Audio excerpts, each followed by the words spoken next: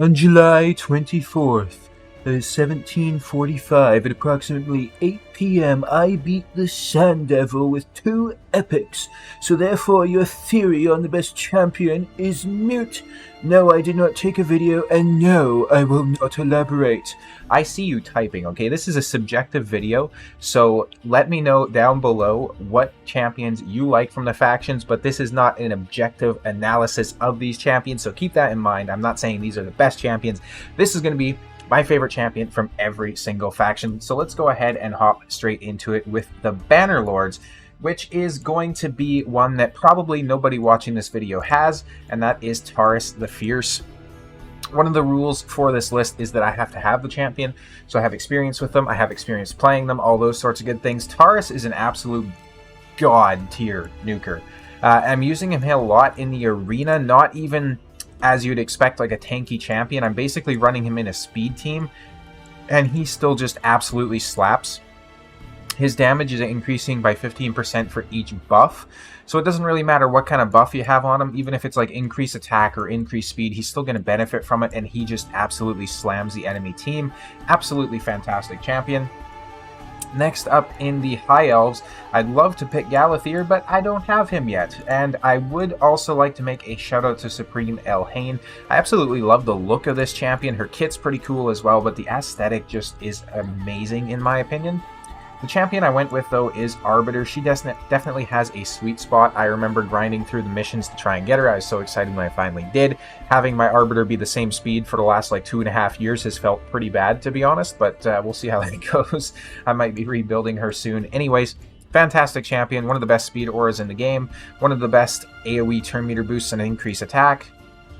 A fairly decent revive as well. She is a fantastic champion. You could also make a shout out to Royal Guard here. I definitely like this guy as well, but he didn't make it onto the list, unfortunately. From the Sacred Order, I have Godseeker Aniri. Godseeker is probably the champion for Sand Devil's Necropolis. She has the A3, which is basically how she's able to duo all this content. So she revives somebody, resets their skills. Fantastic champion. She can duo with basically any single damage dealer in the game. As you can see from her reviews, she's a fantastic champion. She has a revive on death as well, if somebody's about to get smacked, so she can keep either herself alive or somebody else on the team or something like that. And she is very, I would say she's probably underrated, even though she's very highly rated, because she can give you so much support with her AoE heals as well. Plus she has a buff extension and decrease the buffs on the enemies, heal on the A1. She's just so good overall. Not to mention her base stats are very solid as well, so a fantastic champion. Barbarians, you probably already know who it is. It's Syl of the Drake. Syl is a fantastic login champion that you get fairly early on in the game as well. It's like 180 days or something like that. Decreased speed, she has stuns, she has a revive with an ally protection, she heals everybody, increased speeds, sensational base stats. She hasn't really been power crept that much. She can help you out so much with surviving basically any content we have in the game. I still use her in some Doom Tower battles. I use her all the time in City of Centranos, obviously. She makes it into my Iron Twins team, so with those things combined, she's basically getting daily usage even still, which is, it says a lot about the champion, right? So she is just amazing. Ogryn Tribes, this one was a bit interesting, actually. I sat here for probably like 5 minutes deciding which champion I actually wanted to pick. Huge shout out to Gizmak, by the way, who I've actually been getting smacked around by in the arena recently because I don't really have polymorph and people abuse that, so sensational. I went with Claude Breastfeeder though. This guy is pretty sensational. He's got a small person in his backpack there for some reason or another. He has an AoE, increased speed, increased accuracy. He also has a shield equal to 20% of his max HP with a 21,000 base HP as an epic, and he's also healing somebody at the start of his turn as well, which is pretty insane. Plus, he has a decreased crit rate on the A1, and his damage is based on HP, and with that insane base HP, he actually does smack a little bit as well. So I think Claude is actually very worthy of this callout. I was actually thinking about Grush as well, one of the daily logins. He can smack, he can heal, he can do all sorts of good things, and then of course Ugo as well. But Ugo, I'm not a huge fan of her. She does what she does, but she's very generalized. She's not really a specialist in any particular application. Claude is a specialist in setting up your debuffers, right? Keeping the turn meters moving, a little bit of heals, and giving you survivability. Ugo basically just does a little bit of cleansing, a little bit of debuffing, a little bit of healing. She does a little bit of everything, but she doesn't do any of it particularly well, which is the one thing that kind of holds her back, in my opinion. From inside the Lizardman, I think there was only really one logical answer, which would be Pythion, the fusion that we had. Duchess 2.0, Duchess from Wish.com, whatever you want to call him. Look at this guy's reviews. He is sensational. Healing on the A1, cleanse, heal on the A2, AoE revive with a strengthen, and then everybody also receives 5% less damage from skills for each buff on them, and a resistance in all battles by 60. This guy is insane. Very good base stats as well. You can make him very, very tanky. The only thing that's really come out against him is, of course, the Narcisse, right? So Narcisse double hits if they're under a strengthen, which Pythion is placing when he revives. So that strengthen kind of works against you, right? So you have to time your revives a little bit if you're going against them in especially live arena or something like that. Inside the Skinwalkers, I would say if I had her, Mezomel would be like #1 because I love the aesthetic of this champion. This guy looks pretty damn cool as well. A very unique champion as far as these games go. You don't really see that.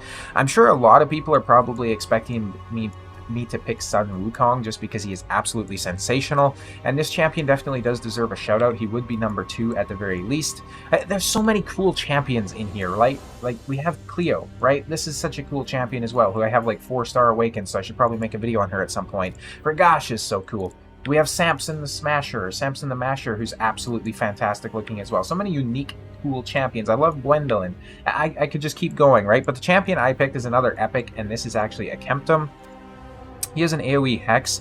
He places poisons. He debuffs spreads, taking a debuff from the target and placing it on all enemies. Then he also basically just detonates poisons from one enemy onto all the rest of them, if that makes sense. So if somebody's taking a turn, he detonates that poisons, or the poisons that are on them, on everybody else. And what's cool about this is it does actually count as a hit as well. So if you have this guy built in Toxic set, his extra hits have a chance to place poisons. If you have him built in Stun, obviously a chance to stun. Same thing with like Daze and those sorts of things. You probably don't really want to run him in a sleep set though, because anytime somebody takes a poison, it's going to wake them up. But fantastic champion. Huge shout out to Fane as well. She still makes it into my daily clan boss team. So, you know, huge shout out to her.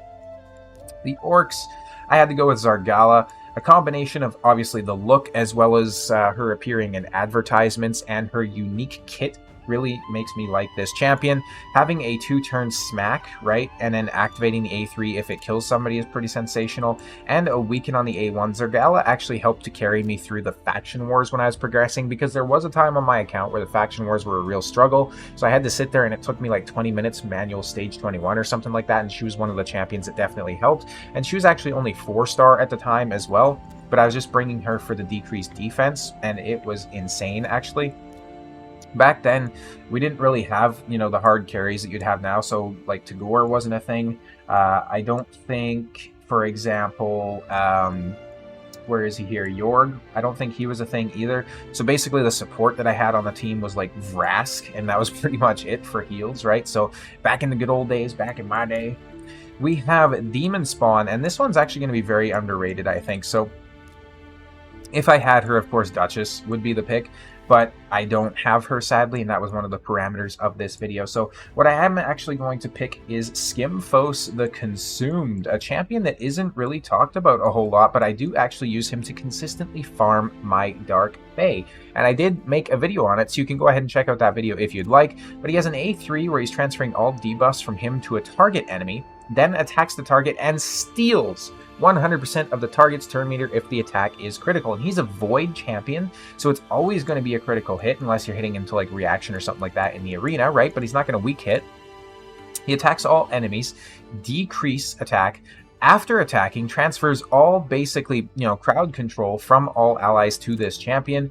Then he also heals himself by 5% of his max HP for each debuff, and if he has 4 or more debuffs at the start of the turn, he actually gives himself increased attack and increased crit damage as well. And there is no cooldown on this. This is an insane skill, right? So he's got a pseudo cleanse on the A2, He has some turn meter steal on the A1 as well as a decreased speed, and he has a full turn meter depletion essentially on the A3. This guy's absolutely insane. He's so good for somewhere like Dark Fae. As you can see, the reviews on him are pretty good as well, right? And he does do a relatively decent level of damage as well. Definitely worth being on the list, Skimfos Consumed, without a doubt. Next up, we have the Undead Hordes, and who did I pick for this? I picked no one other than UDK. UDK helped my account so much when facing the pesky Rotos teams in Live Arena, Classic Arena, and of course, Tag Team Arena, the forgotten triplet, right? We don't talk about tag team these days, but maybe some tag team videos coming in the future. This guy was a meta changer when he came out. He was the discussion piece everybody was talking about when he was launched. He's got shields and heals and decreased attacks and fears and provokes, and obviously he just also eats one hit from any enemy when they attack, right? So he's an absolutely fantastic champion. We have Dark Elves, and this one is an OG. This is Queen Ava, so she got a buff recently, but I'm actually going to say that I was probably one of the only Queen Ava fans from the time she was launched. I used her as my campaign farmer for quite some time, and I'm a very low spend to almost free-to-play player, like kind of a pseudo free-to-play. I rarely spend in the game. And so having an A3 that would attack everybody, then reset the cooldowns on her skills was insane. She made campaigns farming so easy because I didn't have to book her. So I had her built out with some pretty trash gear, but it was enough to help me get through the campaign and farm it consistently in like 12 seconds, right? So fantastic champion, and of course she has just been buffed through the moon recently as well, which is insane. She's one of the hardest hitting champions in the game on her A2 because she's ignoring defense, and every single skill has an extra 15% chance of placing a critical hit. So you can build her with 85% crit rate. She has very solid base speed, very solid base attack as well at almost 1700. That is insane considering her multipliers. If both hits impact the same target, she's doing like a 6 times multiplier on this particular skill, and she's ignoring 50% of the defense on that. If you get Helm Smasher to proc, and if you have her in Savage, that is 100% defense ignore. This champion is insane, and not only that, she also has a block revive on this skill as well. Plus, if she kills somebody on the A3, she can just reset it, come back around, boom, block revive you again. She is a very good pick to counter Sun Wukong in the Live Arena because you just block revive. If it doesn't kill him, you just hit him with the AoE, you know, wait a couple turns, cycle him around, you have the block revive available again, right? So insane champion.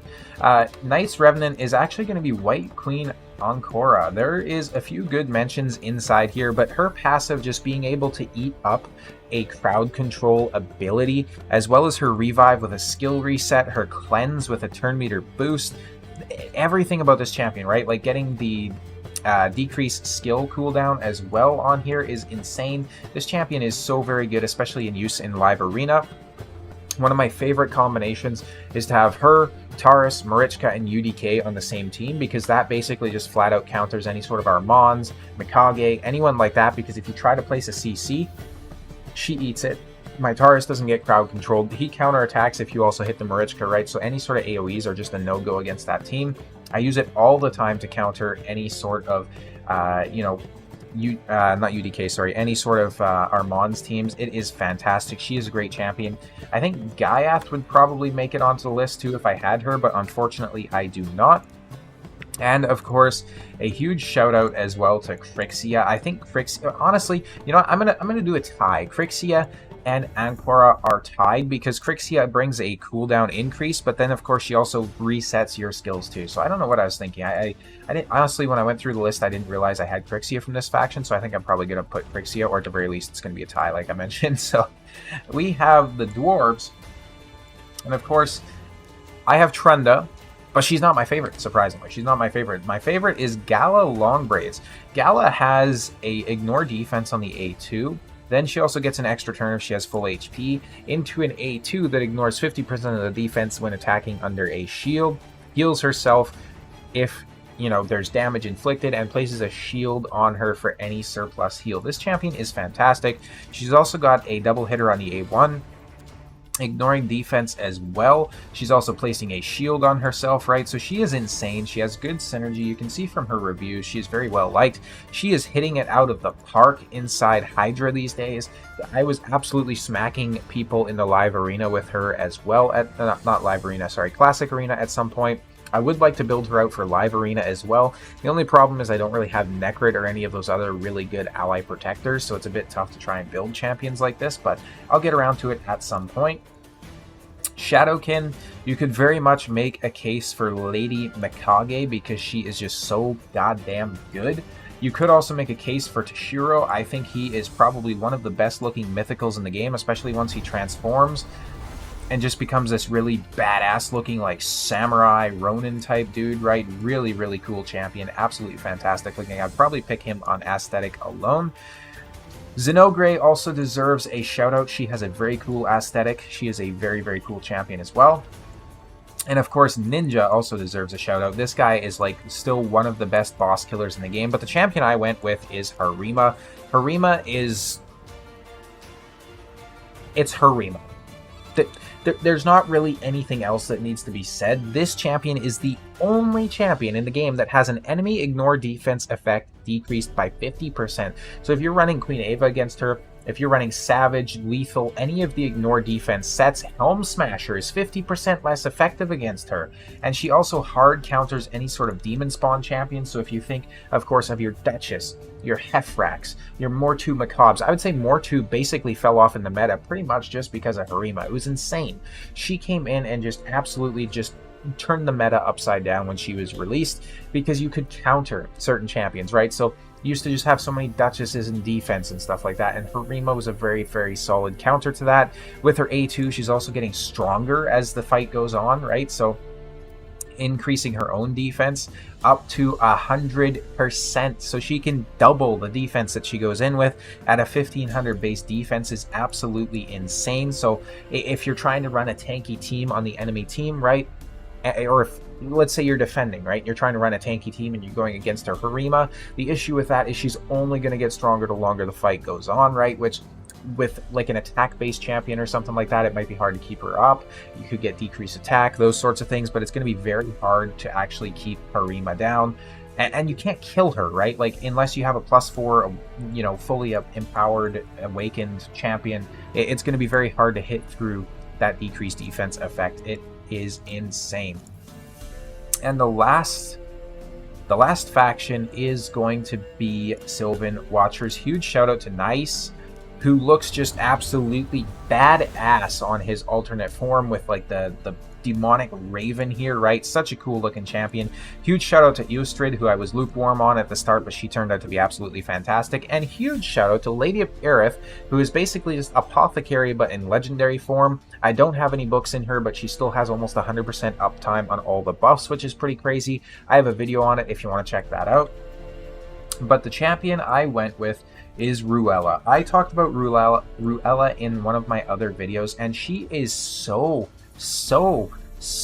good, and nobody's really talking about her all that much, but she steals turn meter, she places decreased defense, weaken, and decreased speed, and she's filling your turn meter. She also has accuracy aura. She has such solid base stats. She does a decent amount of damage. The reviews on her are very good, and I'm using this champion an absolute ton inside the city of Centranos. I think more people need to be talking about Ruella.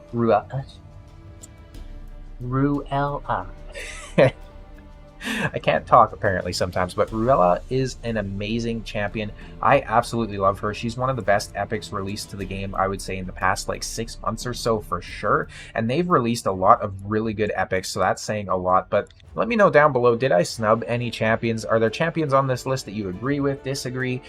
Which champion on this list was your favorite? Let me know down in the comments. Thanks for the support on the channel, everybody, and I'll see you in the next one.